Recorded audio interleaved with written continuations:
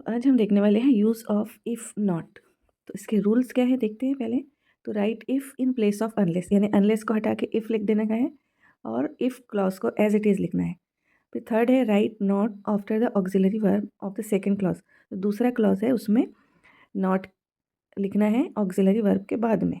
उसके बाद में when there is no auxiliary verb use do does और डिड। अगर सेंटेंस में ऑक्सिलरी वर्ब है ही नहीं तो फिर क्या लिखेंगे, डू डज और डिड।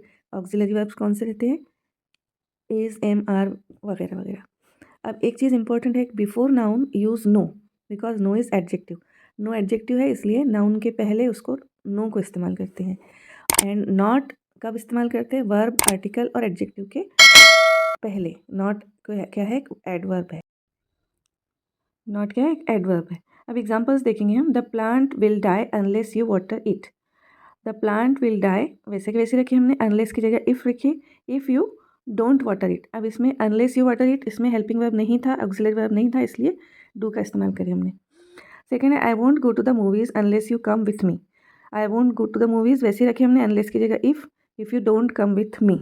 ठीक है, इसमें भी हेल्पिंग वर्ब नहीं था, ऑक्सिलरी वर्ब नहीं था, इसलिए हमने डू का इस्तेमाल करें अनलेस के बाद वाले इसमें। ठीक है, unless you come with me, यहाँ पर हेल्पिंग वर्ब यानी ऑक्सिलरी वर्ब नहीं था।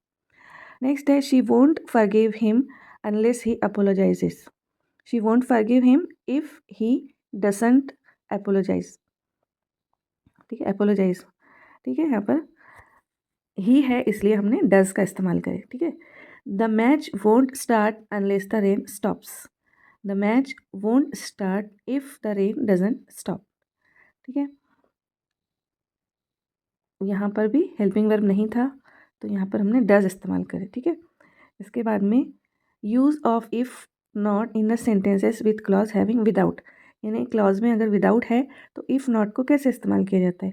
यहाँ हम विदाउट वाले सेंटेंस में इफ़ नॉट और अनलेस दोनों यूज़ करके देखेंगे। तो एग्जांपल है without freedom we have no civilization.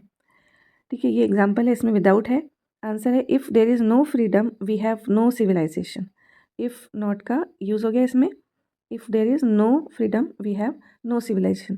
अब अनलेस यूज़ करेंगे तो कैसे बनाएंगे, या unless there is freedom we have no civilization. देखो लास्ट वाला वी हैव नो सिविलाइजेशन दोनों में एक जैसा था। नेक्स्ट है without water all living things die. इसको हमने बनाए इफ़ नॉट के साथ, if there is no water all living things die, और unless there is water all living things die. ठीक है, समझ में आ रहा है, all living things die same है दोनों में, सिर्फ शुरू के इसमें क्लॉज में चेंज है, if there is no water unless there is water. ठीक है, तो ये चेंज समझ के चलना है आपको।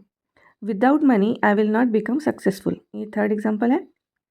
Without money I will not become successful, तो उसको हमने चेंज किए, if there is no money I will not become successful, और अनलेस यूज़ करें तो unless there is money I will not become successful. तो ये सिंपल सा था।